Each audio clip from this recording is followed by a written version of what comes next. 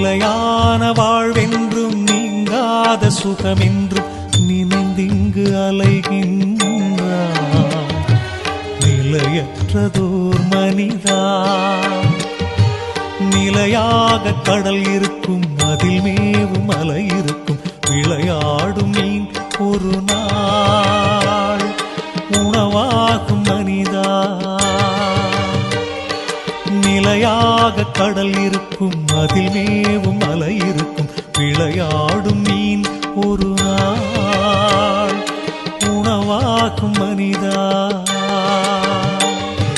நிலையான வாழ்வென்றும் நீங்காத சுகமென்றும் நினைந்திங்கு அலைகின்றான் நிலையற்றதோ மனிதா.